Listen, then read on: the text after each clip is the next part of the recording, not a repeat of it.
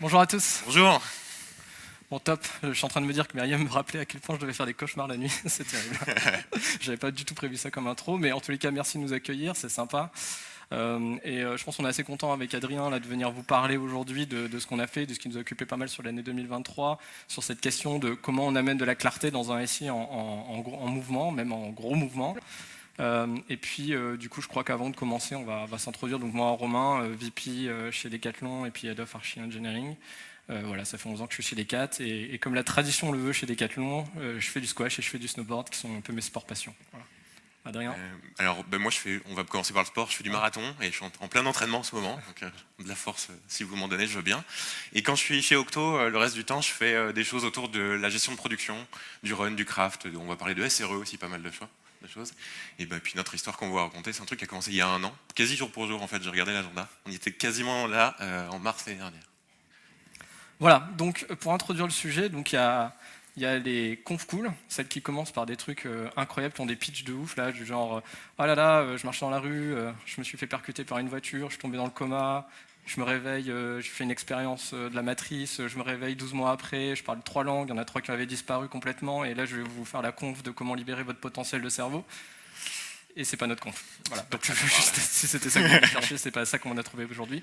Et au contraire, je dirais même notre conf, elle s'appuie sur des choses assez banales en fait, et c'est ça qui la rend peut-être même rigolote, parce que notre conf, elle va commencer dans les racines de quelque chose qui normalement, je pense que vous l'avez à peu près tous vécu dans vos entreprises.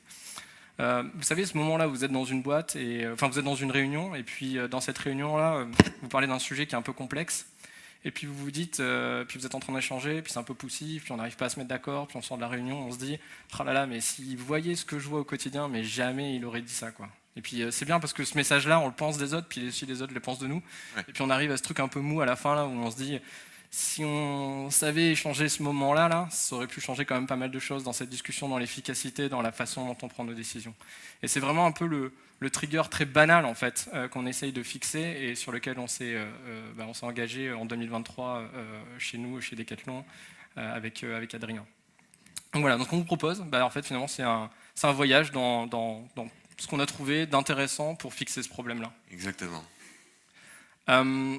Pour bien comprendre la complexité, donc Myriam en a parlé un peu, donc Decathlon c'est une grosse entreprise, comme on disait, présent dans 5 continents, il y a beaucoup de repositories, il y a beaucoup de gens, il y a beaucoup de devs, le secteur du retail il est très concurrentiel, il y a un vrai enjeu sur la rapidité, sur la façon dont on va sortir les choses le plus rapidement possible. Donc là, ce que je vais vous faire là, c'est je vais vous donner quelques façons, enfin quelques résumés entre guillemets de la complexité et des cycles par lesquels on passe chez Decathlon pour que vous puissiez comprendre ça facilement.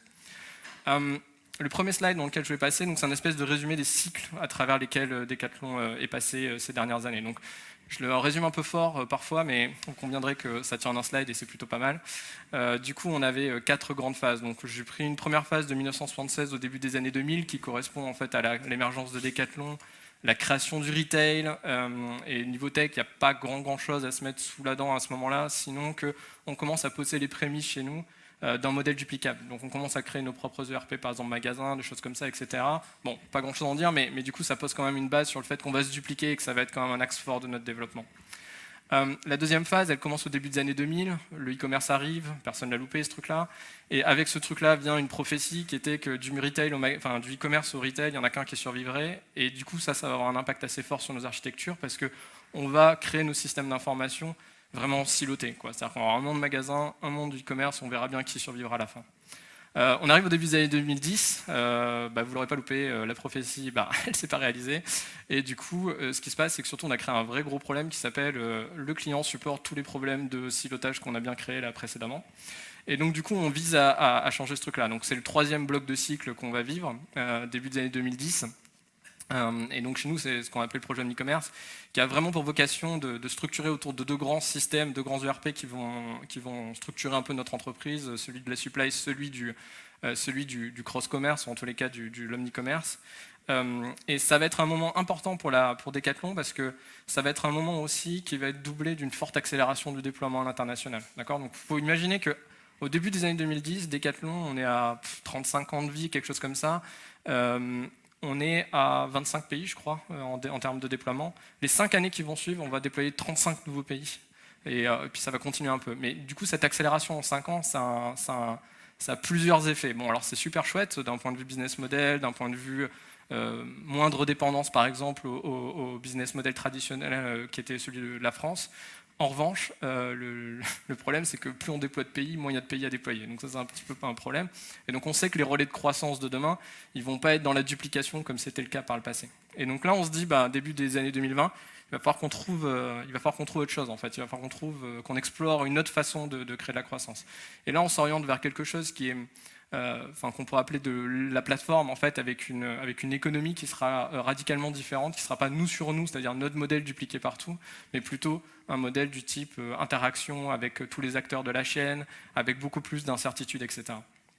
Et le point d'incertitude, je pense que c'est le point clé de cette nouvelle économie, parce qu'une économie basée sur l'interaction avec des régions qui sont de plus en plus exotiques, enfin de moins en moins homogènes, on va dire, au modèle européen, ça nous emmène à avoir beaucoup d'incertitudes. Et cette incertitude, on est dans un modèle précédent où en fait on la combattait, c'est-à-dire qu'on savait, on savait ce qu'on voulait faire, on savait dupliquer notre modèle, donc là il n'y a pas vraiment d'incertitude, on sait ce qu'on doit faire. Là, on est dans un modèle où on ne sait pas ce qu'on va devoir faire. On ne sait pas quelles seront les opportunités. On ne sait pas comment on va être la nouvelle forme de croissance de Decathlon à ce moment-là. Et ça, cette incertitude-là, elle a un impact terrible en fait sur la façon dont on va appréhender le modèle. On va devoir shifter culturellement d'un modèle très prédictif quelque part à un modèle où on va embrasser finalement notre capacité à réagir comme un principe clé. Donc la phrase qui est en bas là, qui est un peu surlignée, qui dit finalement notre capacité à réagir, qu'on pourrait aussi dire l'agilité au sens général, c'est vraiment supérieur à la somme de nos prédictions. Et ça, c'était un peu un mantra chez nous en disant, voilà, il faut arrêter de prédire, ça c'est compliqué, c'est de plus en plus compliqué, et puis l'histoire, on va dire, nous donne raison, guerre en Ukraine, pandémie mondiale, tout ce genre de choses, quoi. Et du coup, il faut qu'on arrive à être hyper réactif. Donc ça, c'est pareil, encore une fois, ça va avoir un impact terrible, parce que notre architecture précédente, elle n'est pas vraiment taillée pour réagir, elle est taillée plutôt pour dupliquer. Donc là aussi, gros changement dans notre approche. Comment on fait pour y arriver? Donc on arrive un peu sur le slide un peu pénible quelque part, et de se dire, tiens, comment on va évoluer? On va évoluer d'un modèle qui est plutôt structuré par activité, c'est ce qu'on voit un peu autour d'un espèce de gros backbone qui était la supply chain chez nous, pour aller vers une architecture beaucoup plus horizontalisée, qui va faire la place belle en fait à ce qu'on va appeler la capability platform au milieu, qui elle va finalement nous donner toutes les capacités, enfin toutes les capabilities dont on va avoir besoin un peu on the shelf et qui vont nous permettre d'être consommés unitairement ou combinés pour pouvoir exploiter l'intégralité des opportunités qu'on va avoir dans le domaine. Donc quand on va aller en Asie par exemple, il va falloir travailler avec des marketplaces. En fait, quand vous êtes en Chine, exploiter un site internet decathlon.cn, c'est bien, exploiter des marketplaces, c'est beaucoup mieux en fait. Et pour faire ça, il faut jouer avec les règles d'un marketplace. Donc là, vous n'êtes pas seul maître à bord. Et donc là, il vous faut une partie, un subset de votre SI qui va permettre de faire ça. Et cette histoire-là, je pourrais la raconter tellement des milliers de fois, tellement c'est un cas normal en fait, je veux dire aujourd'hui. Donc cette architecture, microservices, DDD, etc., elle nous donne les moyens de réagir et ça va être un point assez important dans la façon dont on se structure. Je l'ai dit, mais en fait, ça génère de la complexité. Enfin, je veux dire, c'est un peu le thème de la conf, en vrai. Et donc, du coup, pour illustrer ça, alors on pourra argumenter sur le fait est-ce que ce sont de bons KPI, mais je les trouve quand même intéressants. Et après, on pourra débattre en off, si vous voulez, sur la pertinence du truc. Mais de 2018 à 2023, notre chiffre d'affaires, par exemple, sur le digital, il a fait x5. Mais dans le même temps, notre système d'information, il a fait x50 en termes d'API calls. Mais c'est normal, en fait. On veut un système beaucoup plus modulaire, un système qui va être beaucoup plus dans l'économie de la collaboration ou de l'interaction. Donc forcément, on va avoir un système qui va beaucoup plus parler. Mais c'est ce type de facteur et ce type de scale en fait, qu'on doit affronter à l'échelle de l'entreprise. Aujourd'hui, alors j'ai plus les chiffres, mais c'est plusieurs milliards d'appels en fait, qui passent chaque semaine, entre guillemets, par exemple sur notre gateway. Voilà, ça fait des volumes conséquents, il faut s'armer, il faut se structurer, parce que ça, c'est pas le type de scale qu'on peut, disons, décréter ou gérer comme ça un peu à la va-vite. Aussi, dans les changements qu'on opère, il y a aussi l'organisation qui va être impactée.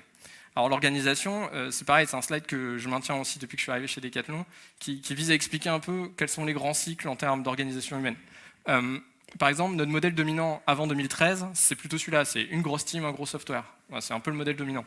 Ça, par contre, ça crée un méga problème, qui est une delivery hyper basse. Donc on n'est pas rapide là, on n'est pas rapide à produire. Et ça, c'est un problème quand on est dans le monde du retail, évidemment, super compétitif, il faut aller de plus en plus vite. Donc qu'est-ce qu'on fait à cette époque-là? On pense que l'enabler numéro 1, c'est l'Agility Framework. Donc on met ça en place pour combattre ce problème de delivery. Et ça nous amène sur la deuxième structure, c'est que on se retrouve avec ce modèle dominant qui est N-Feature Team sur un gros software. C'est plus dur à changer un software que des équipes à ce moment-là. Et du coup, on se retrouve avec un gros problème qui est que, oui, on produit beaucoup plus qu'avant, et ça y est, c'est marqué, on a résolu ce problème-là. En revanche, le taux de synchronisation pour arriver à sortir un incrément produit à 150 développeurs sur le même bout de code, enfin sur le même repository, c'est compliqué. Et en fait, il faut une organisation super militaire, etc. Donc on sait le faire, on a appris à le faire, c'est beaucoup de rigueur. Et cette rigueur-là, en fait, quand on la quantifie, et c'est ça qui est le point le plus important, c'est entre 40 à 60% du temps de production en fait, qui est dédié pur à la discussion. Voilà, pur à se mettre d'accord en disant là, j'ai un dev qui arrive, j'avais un dev qui était prévu et ça ne matche pas, et en fait, il faut que je discute et que je me mette d'accord et que je rechange et que je réabsorbe le changement, etc. Et ça, c'est 40 à 60% de la workforce qui passe dans cet effort de synchronisation. C'est, disons, il y a de la place pour récupérer de l'énergie, là, on va dire. Donc on passe dans le modèle numéro 2, on se dit microservice architecture, ça, si on arrive à avoir des teams isolés qui sont complètement indépendantes, ça nous intéresse. Donc c'est le deuxième thème, et on y va. Et on arrive sur le troisième, enfin le nouveau modèle dominant qui est une feature team par software. Donc là c'est cool, on a vachement absorbé sur les 40 à 60%. À budget égal, on produit beaucoup plus, c'est très intéressant. En revanche, on a un problème, c'est que quand on commence à isoler une team sur un software, etc., on a une érosion de la valeur en fait au cours du temps. C'est-à-dire que les 24 premiers mois, 36 mois d'une équipe, c'est bien, en fait on produit vachement de valeur, puis après on en produit moins, puis on en produit moins, et en fait après c'est un espèce de grand plateau. Et ça c'est un danger parce que du coup ça laisse des gens qui passent le même nombre d'heures, mais en fait avec une valeur qui se dégrade dans le temps. Et ce qu'on se dit à l'époque, c'est se dire il faut qu'on lutte contre cette érosion-là. Alors la façon dont on trouve la façon dont on imagine comment combattre ce problème-là, c'est de se dire il faut qu'on ait, au lieu d'avoir un software par équipe, ce serait bien qu'on en ait plusieurs. Comme ça, on pourrait distribuer un peu la valeur. Et donc, du coup, on crée une stack commune, qui est le gros enabler, qui va nous dire ok, ça, on va pouvoir bootstrapper beaucoup plus rapidement des assets et les mettre dans les mains des développeurs. Ça nous amène sur notre modèle, un peu qui est encore le modèle actuel, qui est de se dire finalement, on a une feature team qui a n small software. Et ça, c'est un peu notre modèle encore aujourd'hui qu'on déploie. Et ça, il est intéressant parce qu'en fait, on a repoussé le problème de l'érosion, mais qu'à l'échelle locale. Et en fait, on n'a pas encore résolu à l'échelle globale de l'entreprise. C'est-à-dire qu'on ne sait pas encore si, oui, à l'échelle globale, quand j'ai 3 produits, je vais bien diviser mon énergie. Mais par contre, à l'échelle globale, est-ce que c'est exactement là que l'entreprise attend ces efforts-là? C'est encore discutable. Donc ça, c'est ce qu'on se dit, c'est le prochain problème. Et on pense que pour débloquer cette question-là, pour débloquer la question de est-ce que finalement je dépense bien mon énergie au bon endroit, il faut qu'on arrive à avoir quelque chose de beaucoup plus stratégique, beaucoup plus en lien avec notre système, et qu'on crée les conditions de l'observation, en fait, de où sont les stratégies, où est-ce qu'on est attendu, où sont les états, dans quel état on est, en fait. Tous ces éléments-là qui peuvent nous faire aller beaucoup plus vite dans la discussion.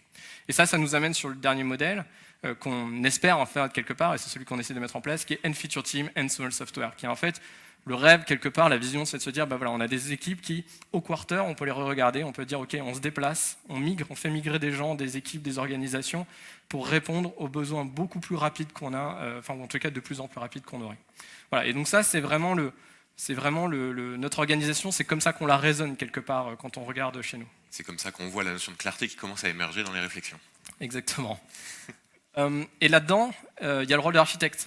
Alors nous, on n'a pas de rôle à proprement parler là-dessus, je veux dire, mais on a essayé de simplifier ça, on a essayé avec Adrien de simplifier l'équation, on va dire, à cette représentation, en se disant, le problème, quand on a un récit qui se complexifie, un récit qui est, avant c'était facile, on n'avait qu'un monolithe, donc l'accusé et la solution, c'est toujours au même endroit, donc ça c'est plutôt simple. Là, dans un monde qui se complexifie, évidemment, les process c'est un petit peu plus diffus, il y a tout le monde qui interagit un peu sur des chaînes, etc., donc c'est plus complexe. Et le problème, c'est que quand on a un architecte qui vient et qui doit prendre ces décisions-là, comme Myriam l'introduisait juste avant, le problème, c'est l'information limitée, quoi. Quand on a une information qui est friable, en fait, il y a toujours un peu le même pattern qui commence à émerger, c'est de se dire, mon information est friable, du coup, j'y crois pas, du coup, je recommence par de l'audit, puis l'audit, du coup, ça me prend du temps, puis le temps, ça me fait prendre aussi des risques, parce qu'en fait, je suis quand même un peu pressurisé par la notion de temporalité. Et puis, en fait, même si je fais ultra bien mon sujet de documentation et que j'ai rendu un avis sur un sujet, à partir du moment où je l'ai fait, je l'abandonne. Et puis, du coup, le problème se répercutera encore dans 1 ou 2 ans quand on reviendra sur la même question, sur le même endroit. Donc là, on a un problème qui est de se dire, ça ne crée pas forcément de la grande agilité. Ça peut créer de manière temporaire des résolutions à des questions, mais pas de l'agilité au sens général. Donc ça, c'est aussi un des trucs qu'on veut combattre. On se dit, ça, il ne faut pas qu'on en arrive à ça, il ne faut pas qu'on implémente ça. Et on n'a pas la capacité non plus chez nous à rigidifier le process pour avoir une documentation qui est avec des gates extrêmement fortes en disant, vous ne pouvez pas développer si vous n'avez pas mis en place... si vous n'avez pas répondu au comité X qui répond au comité Y en fait. On est dans un monde très décentralisé et on veut le conserver comme ça parce qu'on sait que ça c'est une source de rapidité qui nous intéresse comme outcome principal. Et pas perdre cette capacité de réaction dont on parlait. Exactement. Voilà, donc ça c'est un peu le contexte Decathlon, donc j'espère que vous avez pu tirer... Bien jusque là, c'est bon, on vous a pas perdu. Exactement. Bon, on continue. Ok, et donc du coup, on arrive un peu sur la façon dont on veut résoudre le problème. Donc ça, c'est plutôt ce qu'on a travaillé en 2023. Donc on a créé un outil qui s'appelle Cerebro. Donc pour ceux qui ont vu les X-Men, vous comprendrez pourquoi. Mais grosso modo, alors je vous rassure, j'ai pas de casque et je mets pas dans une salle et genre d'un coup la clarté me vient, mais c'est pas loin. On essaie de faire un truc similaire. Ils ont vu ton talk d'il y a 2 ans, ils savent ton amour pour Marvel. Exactement. Et cet écosystème-là. Donc du coup, voilà, pour Cerebro, pour l'outil. Et en fait, cet outil-là, on l'a construit en se disant, bon, il y a des états précédents et des états nouveaux qu'on veut changer. Donc dans les premiers trucs dont on a parlé, l'information, on en a parlé, c'est le truc clé. Enfin, pour nous, pour nous, mais de manière générale pour tout le monde, c'est pas une révélation de Decathlon en l'occurrence, mais voilà, l'information, l'accessibilité à l'information, c'est le truc clé. Et ce qu'on se dit, c'est qu'on ne veut pas rentrer dans un modèle où c'est la propriété de peu de personnes. On veut dans un modèle où ce soit hyper libéralisé. Tout le monde doit avoir accès à l'information. Du junior développeur qui vient de rentrer il y a une semaine au CEO de la boîte, on doit tous être à un clic de la même information. Il n'y a que comme ça qu'on peut libéraliser finalement la décision et qu'on peut créer de l'agilité à l'échelle. La deuxième partie, c'est qu'on ne veut pas forcément que de l'information. C'est déjà très bien si on arrive à avoir de l'information, mais aussi créer du trafic dans l'outil, créer une capacité à avoir des ressources en fait, qui vont pouvoir faire venir les gens, faire créer de la donnée tierce en fait, qui va enrichir le même modèle, c'est aussi quelque chose d'important. On l'a vu, le dernier point, enfin un point qui est presque une conclusion, c'est la collaboration qu'on veut derrière. C'est-à-dire qu'à partir du moment où on est en train de faire ce type d'outil, l'enjeu c'est de se dire quand on va décider, ça va être notre base principale de regard, en fait. Ça va être notre bien commun sur lequel on va pouvoir commencer à absorber, ou en tout cas à designer une solution. Le Tape Landscape, ça c'est une vraie question que moi j'ai eue pendant des années, ça ressemble à quoi Decathlon? Et on va en parler, mais c'est difficile de répondre à cette question-là. Ça dépend qui la pose, ça dépend à quel moment on la pose, ça dépend pourquoi on a envie de voir ça. Donc on va voir qu'en fait, ça c'est un truc à plusieurs niveaux, et arriver à builder ça de manière automatique, de manière up-to-date, ça reste quand même le challenge qu'on se met derrière. Et le dernier point, la décision stratégique, parce qu'à la fin, il faut que c'est un poids. Myriam l'introduisait aussi dans son ouverture, mais il faut que ce qu'on est en train de faire ici, c'est un poids que ça dans les décisions qu'on prenne tous les jours dans notre organisation, il faut que ça pèse. Donc le framework, la façon d'automatiser notre façon de réagir, la façon de devenir plus prédictible d'une certaine manière, c'est aussi des enjeux importants de ce type de modèle-là. Et enfin, quand on crée ce type d'outils, on a 3 principes clés qui nous viennent en tête pour driver notre conversation. Le premier, c'est l'automatisme. J'en ai parlé vraiment en creux à fond, mais juste pour vous partager la façon dont finalement le mantra quelque part qu'on se met là-dessus, ça doit être automatique. Si c'est pas automatique, il faut apprendre à l'automatiser. Si on ne sait pas automatiser ce qu'on veut regarder, il faut apprendre à mesurer, à automatiser les effets de ce qu'on voudrait regarder. Et si on n'arrive pas à automatiser les effets, en fait, il faut apprendre à l'abandonner. Et c'est vraiment ça notre modèle. C'est genre automatique ou n'existera pas. Et c'est vraiment c'est une des conditions clés dans notre modèle pour arriver à avoir quelque chose qui peut scaler dans le temps, qui peut rester à jour dans le temps. Et on sait que c'est une fonction, on sait que c'est un critère clé aujourd'hui pour pouvoir avancer. Limiter l'effort qui s'associe. Exactement. La deuxième partie, le 2 et le 3, quelque part, ils sont très cohérents à l'histoire de Decat. on l'a vu, quand je fais ce slide sur les organisations qui shiftent, c'est pour vous raconter comment nous, en fait, on s'est reconstruit Decathlon et par la tech et par la décentralisation. C'est 2 points clés chez nous auxquels on croit énormément, qui a produit énormément d'agilité et énormément de vitesse de manière générale chez nous. Donc évidemment, on crée un outil décentralisé, c'est obvious pour nous, d'une certaine manière, et très automatique, très, on va dire, proche du code, parce que c'est de l'ingénierie qu'on a envie de faire. C'est pas forcément de l'architecture au sens blueprint, en fait. Et donc du coup, sur ces 3 key principles, je laisse la main à Adrien qui va vous parler un peu de l'implème. En partant de ces principes-là, la question qu'on se pose quand on démarre il y a 1 an, c'est comment on démarre pour implémenter ce genre d'outils. La règle des pouces, c'est que quand on construit un nouveau truc, on se pose la question d'abord, c'est pourquoi je le fais, c'est quoi l'enjeu, l'accompagnement, le truc, la grosse question que je veux répondre. Et généralement, on appelle ça une vision. Bon, ce truc-là, en fait, et par l'historique qu'il y a Decathlon, cette question, elle est déjà assez vite clarifiée. C'est, en gros, je veux créer de la clarté, je veux comprendre mon IT landscape, et puis je veux être capable de créer du socle commun pour les décisions. Finalement, on va essayer de créer du fait qui va nous permettre de prendre des décisions. Et c'est ça qu'on cherche à faire. Donc ça, la question, elle est assez vite clarifiée. Et généralement, ensuite, le deuxième truc qui vient avec, c'est à qui on s'adresse. C'est qui le public cible pour réaliser un produit qui va vraiment servir. C'est pas un truc généraliste, parce que ça va pas répondre aux problèmes des gens, et puis si c'est un truc trop précis, on va oublier des gens. Donc on se pose la question. On va parler aux PO, on va parler aux tech leads, on va parler à la gestion des opérations, on va parler à tout le monde. Mais il y a quand même un type de population qui nous intéresse plus, c'est ce qu'on appelle généralement en UX un persona, ça va être les engineering managers. Il ne faut pas que je touche à ça. Pourquoi eux ? Parce qu'en fait, si on se pose la question de la clarté et qui en souffre le plus, c'est en fait finalement c'est eux. C'est eux qui ont le plus d'efforts à fournir pour comprendre l'IT, pour comprendre ce qui se passe.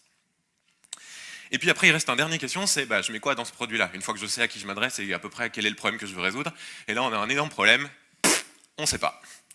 Parce que ce souci-là, c'est que quand on essaye de dire, en fait, je vais construire un outil qui crée de la clarté, en fait, j'ai pas de prérequis, j'ai pas de gens dont je peux m'inspirer parce que c'est un truc qui est un peu nouveau. J'ai pas de préconçu, j'ai pas d'idée prérequis sur lequel je peux m'appuyer pour construire quelque chose. Donc du coup, on va faire un truc qu'on connaît bien, on va faire des démos. On va commencer à construire des outils, on va mettre cet outil-là dans la main des choses et puis on va voir à quel point on est loin de la cible ou non. En fait, ce qu'on cherche à faire ici, c'est pas de construire d'abord le bon produit, c'est de construire le produit qui est le moins possible éloigné de ce dont les gens attendent et puis de collecter du feedback et générer de la conversation. Parce que comme on va avoir ces conversations, ils vont dire non, ça ne me sert pas du tout, ou au contraire, c'est pas mal, mais. Et c'est dans ces mais-là que ça va se jouer. Par contre, comme on veut essayer de faire des démonstrations vite, comme on veut commencer à construire quelque chose rapidement et mettre un outil réel dans la main des gens, on va s'appuyer sur un concept ou un type d'outil qui émerge de plus en plus. C'est ce qu'on va appeler un Internal Developer Portal. Alors vous avez sans doute entendu de IDP au sens plateforme. Si je vous le résume très simplement, quand vous construisez votre plateforme d'IDP, à l'intérieur, pour donner accès à tous ces outils-là, vous avez un portail. En fait, nous, on va se concentrer sur le portail parce que les capacités de l'entreprise, elles sont déjà là. Et donc, du coup, on va construire ce portail qui permet de servir d'interface à travers laquelle les développeurs vont pouvoir découvrir le système, découvrir l'écosystème, tout ce qui existe, et puis les compétences. Et on a de la chance, dans l'écosystème, il y en a un qui avait déjà été repéré chez Decathlon d'ailleurs, qui avait déjà été exploré avant, qui s'appelle Backstage, qui est un produit open source qui est issu de Spotify et qui a pour nous des choses conçues dans le design, créées par design, qui est que c'est déjà fait pour récupérer de la oula, 3-4. C'est déjà fait pour récupérer de la donnée de manière automatique, c'est déjà décentralisé par essence et c'est proche du code.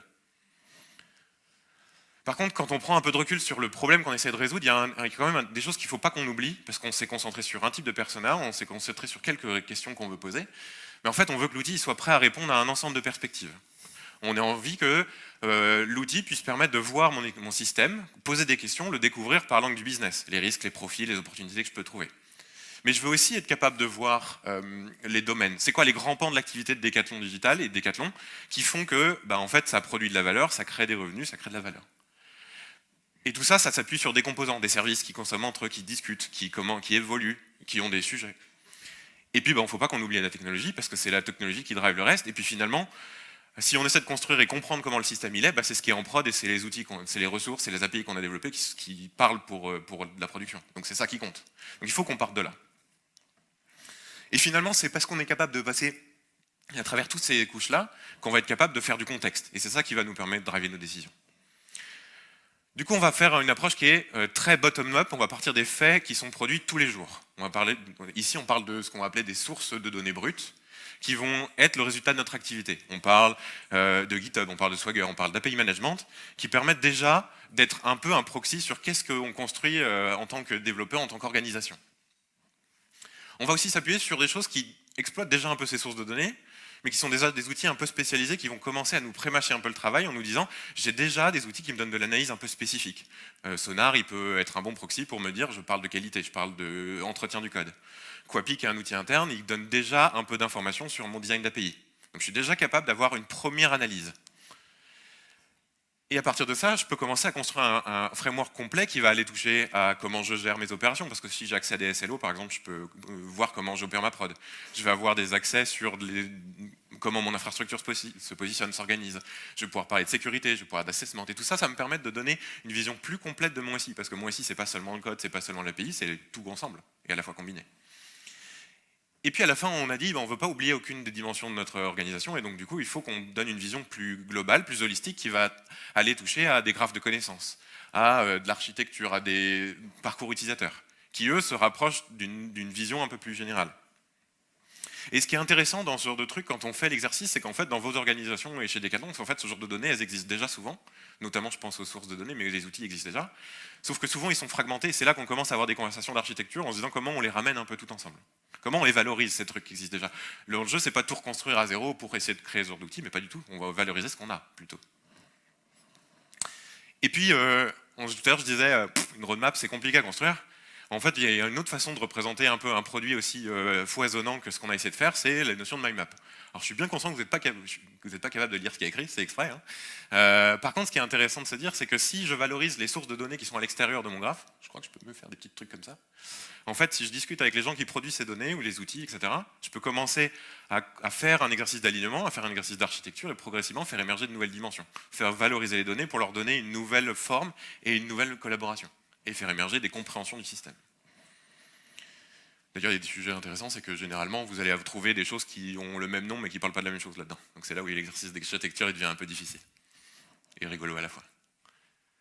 Et donc du coup, ça donne un résultat. Mais maintenant que j'ai vos attention, parce que je vais vous montrer des slides juste après, on a un petit atelier avec Romain tout à l'heure, à 11h, et donc si vous voulez voir une vraie démo, où on va jouer avec le produit, poser des questions, etc., on sera ravis de vous répondre là-dessus. Montrons un peu ce que ça donne. Le premier truc, ça permet de construire en s'appuyant sur Backstage, et c'est intéressant parce que c'est presque déjà fourni par défaut dans l'outil, c'est qu'on est capable d'avoir une source de nos applis. On est capable d'avoir notre catalogue de produits, notre catalogue de services, notre catalogue d'applications, les ressources qu'on a employées. Et déjà, c'est déjà une valeur en soi parce que maintenant, vu que ça s'appuie sur un outil qui est décentralisé, qui s'appuie sur le code, en fait, ce truc-là, il est live.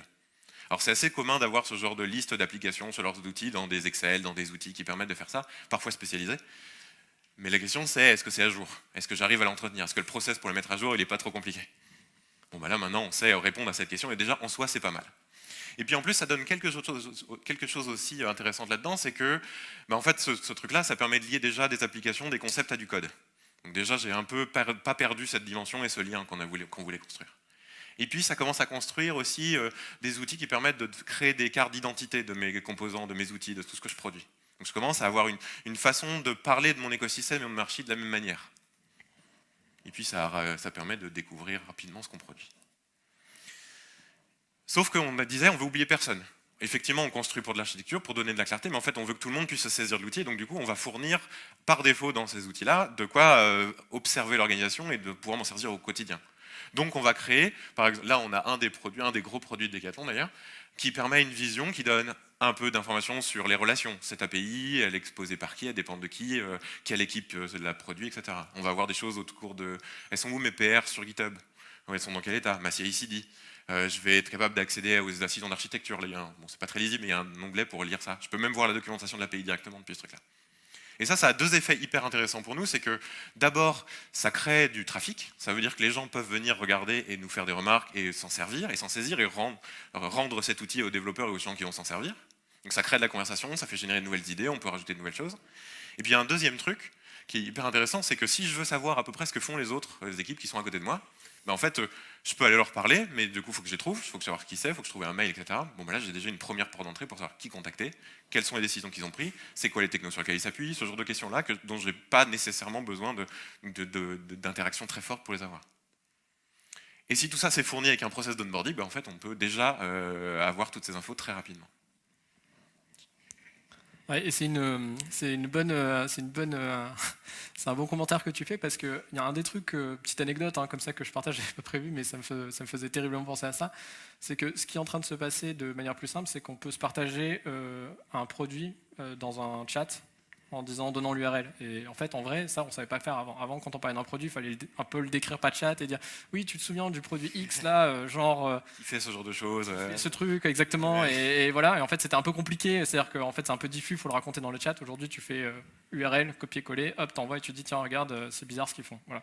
Donc c'est vrai que ça va un peu plus vite dans les échanges aussi, dans la façon dont on. C'est vrai qu'on ne le voit pas sur cette capture-là, mais l'idée c'est qu'on peut enrichir cette plateforme-là en disant en fait voilà le lien Slack pour discuter avec les gens, voilà la documentation, où est-ce qu'elle est, la gestion des incidents aussi, tout sorte de choses. Tout ça arrive là-dedans. Alors, une fois qu'on a dit ça, c'est bien, on a un État, mais du coup, l'État, on considère que c'est pas forcément une finalité absolue. Et un des premiers trucs qu'on a eu envie de faire, c'est de se dire, je disais un État, un référentiel, je veux dire, mais ce qu'il nous faut, c'est l'État, pardon. Et c'est vraiment un first class citizen qu'on a essayé de créer dans notre système en se disant, voilà, c'est bien de savoir, mais c'est mieux de savoir dans quel état c'est. C'était ça plutôt mon point. Et donc on a créé un tools qui s'appelle Delivery Metrics là, dans notre histoire, qui est un plugin qu'on est venu insérer à Backstage et qui nous fait une analyse temps réel sur plus d'une trentaine de points de contrôle, on va dire, sur nos assets, et qui nous rend de manière sectorisée, donc par thématique, finalement une notation qu'on a qui est low, medium, high, elite. Voilà, donc c'est assez simple comme modèle. On a repris un modèle qui est bien connu.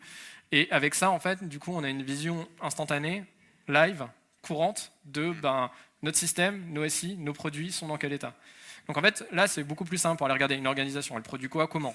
Ou une organisation similaire, elle produit quoi, comment. Et est-ce qu'il n'y a pas de l'extraction à faire? Est-ce qu'il n'y a pas de la practice que je peux prendre? Est-ce qu'il n'y a pas des choses qui m'intéressent? Est-ce qu'il n'y a pas des points de résistance?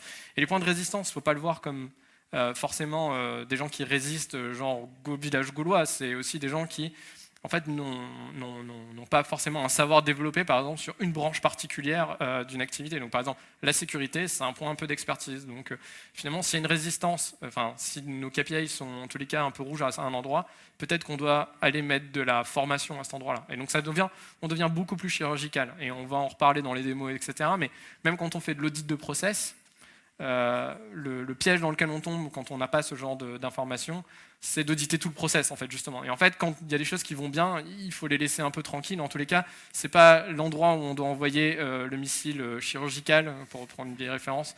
Il faut qu'on arrive à trouver l'endroit où ça coince pour pouvoir débloquer ce point-là en premier, puis le prochain, et à ce moment-là, on pourra optimiser le process dans sa globalité. Et ça, c'est vachement bien parce que ça commence à éliminer les biais en fait en interne. C'est-à-dire que plutôt que d'avoir des gens qui ont des positions de principe ou des positions divergentes, et ça arrive parfois, on peut avoir par exemple le produit qui dit ouais, mon produit il est génial, et puis la tech qui dit ouais, la tech elle est naze. Donc là en fait on est un peu entre deux en se disant moi je suis au milieu là, je ne sais pas s'il est bien ou pas bien ce truc en fait que j'ai dans les mains. Donc là on commence à rassembler les gens et à se dire bon, on évite le biais. Donc en fait il est bien ou pas bien, c'est une histoire de fait en fait, c'est une histoire d'observation. Donc après le framework, la façon d'analyser tout ça, c'est des choses sur lesquelles il faut travailler, il faut cranter et tout ça, mais ce que je veux dire, c'est que c'est la base d'une discussion qui est relativement saine, en fait, qui se dessine. Oui, on pourrait tout à fait être en désaccord sur, mais c'est vachement dur, vos critères, c'est jamais atteignable, mais en fait, ça, c'est déjà une conversation intéressante qu'on a envie, mais au moins, on a une base de discussion. Bon, en fait, je pourrais partager des millions d'anecdotes sur ce truc, mais c'est très intéressant. On l'a dit, ce qui est un peu au cœur du système, là, c'est un knowledge graph, donc on en a reparlé, mais c'est vraiment la façon dont on va lier toutes ces entités, toutes ces visions, tous ces systèmes ensemble, et là on peut commencer à avoir le fameux tech landscape, c'est-à-dire le truc là qu'on est capable d'explorer à la main, et ça fait partie des démos qu'on fait, par exemple dans les démos qu'on fait tout à l'heure, en 8 clics, on est capable de passer de Decathlon au sens organisation, enfin le plus gros truc, à une API à revenir à Decathlon. Voilà, en 8 clics, on est capable de naviguer dans l'information. Et ça change tout finalement dans notre approche. Et on ne perd pas ce lien entre les équipes, la tech, l'orga, enfin tous ces liens sont reconstructibles grâce à ça. Exactement. Et ça, pour ceux qui sont attaqués à ce genre de sujet, on sait que si on doit maintenir ça à la main, c'est très douloureux. Mais on sait que voilà, c'est pas exactement, disons que c'est pas du tout le chemin qu'on a pris, parce que tout ça se build automatiquement finalement, et c'est ça qui compte. Et puis le dernier point de ce truc-là, on a dit, c'est decision tool. Donc par exemple, ça c'est un modèle qu'on a déployé, mais on en reparlera. Par exemple, c'est un équivalent. Alors c'est pas tout à fait ça, mais c'est un équivalent du time analysis qui est buildé automatiquement et qui va par exemple ici croiser 3 types d'informations: la tech perf, l'intentionnalité un peu business qu'on a sur un produit et l'argent qu'on y dépense. Et donc quand on commence à croiser ce type d'informations-là, on commence à avoir ce type de gestion de portefeuille en fait, qui se crée automatiquement. Et pour nous, c'est simple parce que quand on va discuter, quand on va commencer à regarder cette équipe-là, elle produit quoi, comment, ou en tout cas ce domaine-là, il est dans quel état, etc. On peut avoir une vision très compréhensive. Et ces mêmes données-là, on les retrouve ailleurs, et ça fait partie aussi des démos de tout à l'heure, donc si vous êtes curieux, venez voir. Voilà, donc ça c'est aussi une automatisation de notre mode de pensée, c'est très intéressant, parce qu'en fait on gagne du temps, énormément de temps dans notre façon de faire, et on est moins au feeling. Et donc là, tout est beau, tout est rose, tout est automatique, et tout va bien.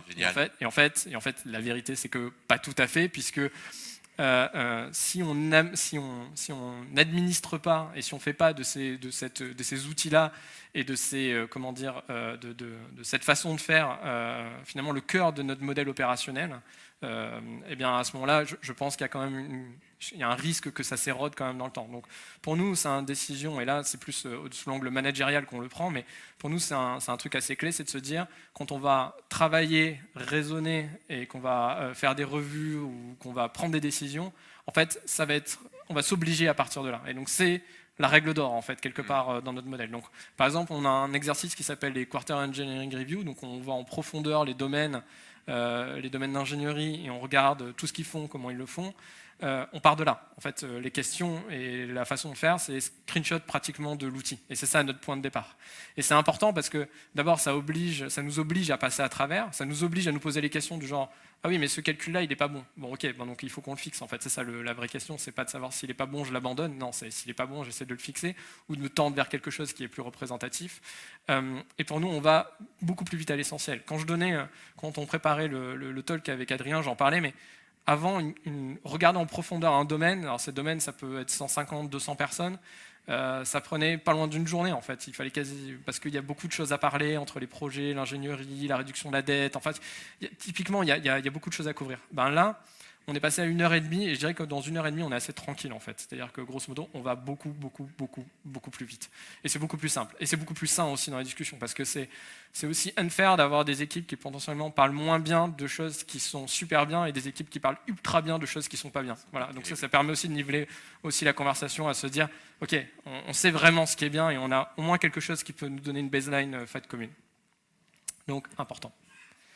Voilà, et ça nous emmène pour les 3 dernières minutes, on aura tenu le timing, au takeaway qu'on voulait vous partager. Donc le premier takeaway, je pense que vous l'avez compris, ça y est, on sait enfin à quoi ça ressemble. On sait ce que c'est Decathlon, on commence à comprendre combien on a de produits, c'est quoi le code, enfin bref, tout ce qu'on utilise de façon super compréhensive, super rapide. Donc ça y est, je veux dire, on a atteint cet objectif-là d'une certaine manière. Si vous n'êtes pas convaincu, venez voir une démo.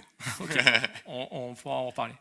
Le deuxième, j'en ai parlé juste avant, mais l'efficacité, elle est vraiment sans précédent. C'est-à-dire que finalement, je le rigole parce que quand on a parlé de ce projet-là, en fait, il y a la vision qu'on développe ici, puis il y a l'autre vision où je me disais, moi, là, il y a 2 ou 3 000 personnes qui travaillent dans le digital, et il faut que j'arrive à piloter ça depuis ma chambre.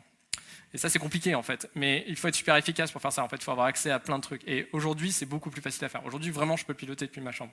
Et c'est un vrai truc qui change par rapport au passé, où avant, il fallait avoir beaucoup de discussions, beaucoup de présence, beaucoup d'interactions. Et ça, c'est compliqué parce que pour compiler sur le long terme, à ce niveau-là de gens, à ce niveau-là d'équipes, sur plusieurs plaques continentales, sur plusieurs time zones, sur plusieurs langages, c'est compliqué.